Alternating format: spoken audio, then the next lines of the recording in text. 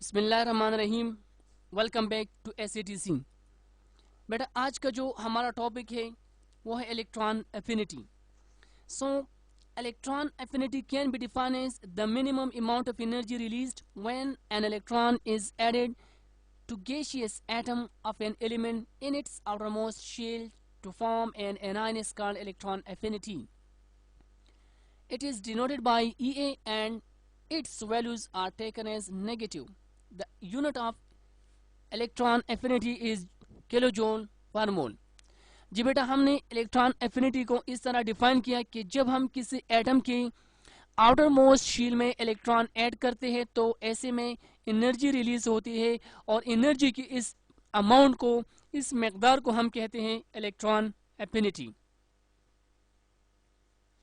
Second ये कि electron affinity को हम EA पर डिनोट करते हैं जबकि इसकी जो वैल्यूज हैं वो नेगेटिव लेते हैं।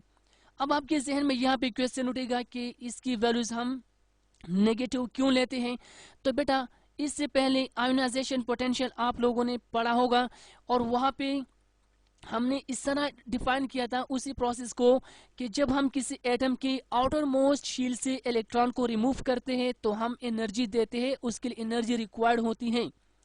यानी कि वहां पे इलेक्ट्रॉन हम रिमूव करते हैं और एनर्जी देते हैं। तो बेटा ये यहाँ जो इलेक्ट्रॉन अफिनिटी है बिल्कुल उसी प्रोसेस का उलट है।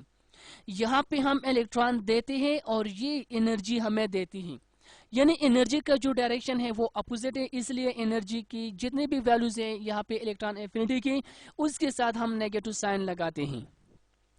तो बेटा अगर हम बात करें यूनिट की तो यूनिट बिल्कुल वही है जो कि आयोनाइजेशन पोटेंशियल का था कि इसका यूनिट है वो है किलोजूल पर मोल। लेट्स सपोज यहाँ पे बेटा हमारे साथ एक क्लोरीन है और उसकी आउटर मोस्ट शील में ऑलरेडी 7 इलेक्ट्रॉन है, ये इसका कन्फिगरेशन है। और अगर इसके साथ हम एक इलेक्ट्रॉन ऐड करना चाहें तो chlorine will be change into Cl negative जो कि एनाइन है और ऐसे में it will release amount of energy और इस अमाउंट ऑफ एनर्जी को हम कहते हैं इलेक्ट्रॉन एफिनिटी। और you should keep in mind कि क्लोरीन के जो इलेक्ट्रॉन एफिनिटी वैल्यूज है वो है -348.8 किलोजूल पर मोल और ये पीरियोडिक टेबल में सबसे हाईएस्ट वैल्यूज हैं। बेटा ये तो हमारे साथ क्लोरीन है जिसमें हमने एक इलेक्ट्रॉन को ऐड किया और अगर हम किसी एटम में दूसरे इलेक्ट्रॉन को ऐड करना चाहें तो ऐसे में जो है इलेक्ट्रॉन एफिनिटी की वैल्यूज कैसे होती हैं। तो चलो इसके लिए हम एक और एग्जांपल लेते हैं। जी बेटा, जब हम किसी एटम की आउटर मोस्ट शील में एक इलेक्ट्रॉन यानी फर्स्ट इलेक्ट्रॉन ऐड करते हैं तो और जो एनर्जी रिलीज होती है उसको हम कहते हैं first electron affinity and it can be defined as the energy released by the addition of the first electron is called first electron affinity. For example ये हमारे साथ ऑक्सीजन है और अगर इसकी आउटर मोस्ट शील में हम फर्स्ट इलेक्ट्रॉन को ऐड करते हैं तो oxygen will be change into O negative और साथ में इसकी जो इलेक्ट्रॉन एफिनिटी वैल्यूज है वो है -144 किलोजूल पर मोल। जी बेटा, लेकिन अब अगर इस ऑक्सीजन की जो ऑलरेडी इसने एक इलेक्ट्रॉन लिया है इसमें हम दूसरा इलेक्ट्रॉन ऐड करना चाहे तो it will be the reaction will be as ये वही ऑक्सीजन है, इसके साथ हम दूसरे इलेक्ट्रॉन को ऐड करते हैं तो it will B change into O-2 जिसके ऊपर हमने लिखा है और यहाँ जो इलेक्ट्रॉन एफिनिटी है वो है +844 किलोजूल पर मोल। तो बेटा जब हम किसी एटम के आउटर मोस्ट शील में दूसरे इलेक्ट्रॉन को ऐड करते हैं और जो एनर्जी वहां पे होती है उसको हम कहते हैं second electron affinity. So it can be defined as the energy released by the addition of the second electron is called second electron affinity. तो ये हमारे साथ है फर्स्ट इलेक्ट्रॉन एफिनिटी और ये हमारे साथ है सेकंड इलेक्ट्रॉन एफिनिटी। लेकिन यहाँ पे वन थिंग मोर, अब आपके जहन में ये क्वेश्चन आएगा कि भाई यहाँ पे फर्स्ट तो टी के माइनस से इसके साथ हमने लगा है जिसका ऑलरेडी हमने एक्सप्लेनेशन की है, लेकिन अब इलेक्ट्रॉन एफिनिटी की यहाँ पे जो है ये पॉजिटिव क्यों है। तो बेटा जब भी सेकंड इलेक्ट्रॉन एफिनिटी होती है यानी जब हम किसी एटम की आउटर मोस्ट शील में दूसरे इलेक्ट्रॉन को ऐड करते हैं तो वो वहाँ पे रिपल्जन होती है। ये आप देख सकते हैं इस ऑक्सीजन ने ऑलरेडी एक इलेक्ट्रॉन लिया है और इसके साथ हम दूसरा इलेक्ट्रॉन ऐड करते हैं तो यहाँ पे रिपल्जन होगी और ऐसे में हम इसको एनर्जी देंगे ताकि ये इस इलेक्ट्रॉन को एडजस्ट कर सकें। तो अब हम एनर्जी देते हैं तो इसलिए सेकंड इलेक्ट्रॉन एफिनिटी की वैल्यू जो है वो पॉजिटिव होती है। जी बेटा, अब इसके बाद हम वो फैक्टर्स स्टडी करते हैं जिस पर इलेक्ट्रॉन एफिनिटी डिपेंड करता है। So there are 4 factors on which electron affinity depend. Number 1, distance from the nucleus, second shielding effect, third one electron electron repulsion and fourth one nuclear charge. अब बेटा ये ऐसे फैक्टर है जिस पर electron affinity depend करता है। तो जब हम डिस्टेंस लेते हैं तो जब डिस्टेंस ज्यादा होता है फ्रॉम द न्यूक्लियस तो वहां पे इलेक्ट्रॉन एफिनिटी की वैल्यूज कम होती हैं। ऐसे में जब शील्डिंग इफेक्ट ज्यादा होते हैं तो वहां भी इलेक्ट्रॉन एफिनिटी की वैल्यूज कम होगी, और अगर इलेक्ट्रॉन इलेक्ट्रॉन रिपल्जन ज्यादा होगा तो इलेक्ट्रॉन एफिनिटी की वैल्यूज कम होगी। मतलब इन तीनों के साथ जो है इनडायरेक्ट रिलेशन है, अगर ये तीनों फैक्टर ज्यादा होंगे तो वहां पे इलेक्ट्रॉन एफिनिटी कम होगी। सॉरी जी बेटा, next one that is nuclear charge. अगर न्यूक्लियर चार्ज किसी एटम में बढ़ता है तो वहां पे इलेक्ट्रॉन एफिनिटी की वैल्यू भी बढ़ेगी, यानी यहाँ पे डायरेक्ट रिलेशन है। तो बेटा ये हमारे साथ फैक्टर्स हैं जिस पर इलेक्ट्रॉन एफिनिटी डिपेंड करता है। अब बेटा हम ट्रेंड्स की तरफ बढ़ते हैं कि अगर हम पीरियोडिक टेबल में ग्रुप वाइज या पीरियड वाइज देखें तो इलेक्ट्रॉन एफिनिटी की वैल्यूज क्या होती है। तो बेटा इसके लिए हम सबसे पहले ट्रेंड्स इन पीरियड स्टडी करते हैं। तो बेटा जब हम किसी पीरियोडिक टेबल में पीरियड वाइज चलते हैं, लेफ्ट टू राइट चलते हैं, इस डायरेक्शन में चलते हैं, तो आप जहन में रखें कि इलेक्ट्रॉनिक एफिनिटी की जो वैल्यूज हैं वो बढ़ती हैं। अब ये क्यों बढ़ती हैं, तो बेटा फैक्टर्स तो ऑलरेडी आप लोगों ने अभी रिसेंटली पढ़ी, ठीक है।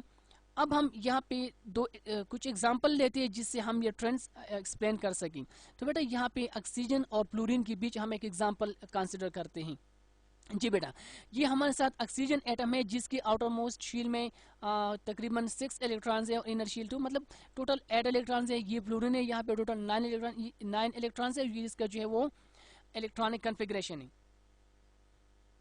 जी बेटा, अब सेकंड अगर इसमें हम ये फैक्टर्स देखें कि कौन से फैक्टर की वजह से जो है इनकी इलेक्ट्रॉन एफिनिटी की वैल्यूज चेंज है। देखिए ऑक्सीजन के जो EF वैल्यूज है वो 141, जबकि फ्लोरीन के जो है वो -328 किलो जूल पर मोल हैं, यानी इसमें इलेक्ट्रॉन एफिनिटी की वैल्यूज ज्यादा है और यहाँ पे कम है। लेफ्ट टू राइट चलते हैं वही बात, ठीक है।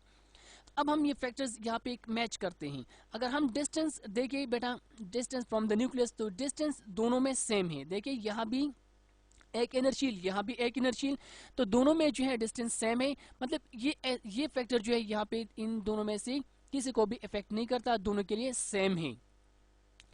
तो सेम के लिए मैंने यहाँ पे टिक का मार्क किया है। अब अगर हम शील्डिंग इफेक्ट दोनों में देखें तो यहाँ भी 2 इनर इलेक्ट्रॉन है, यहाँ भी 2 इनर इलेक्ट्रॉन है।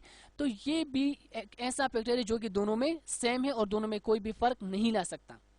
अब अगर हम इलेक्ट्रॉन इलेक्ट्रॉन रिपल्जन दोनों में देखें तो बेटा ये इलेक्ट्रॉनिक कन्फिग्रेशन है ऑक्सीजन का और ये इलेक्ट्रॉनिक कन्फिग्रेशन है फ्लोरीन का। अब ये जो मैंने रेड मार्क किया, ये जो हम नए इलेक्ट्रॉन को ऐड करते तो ऑक्सीजन में यहाँ पे आएगा और फ्लोरीन में यहाँ पे आएगा।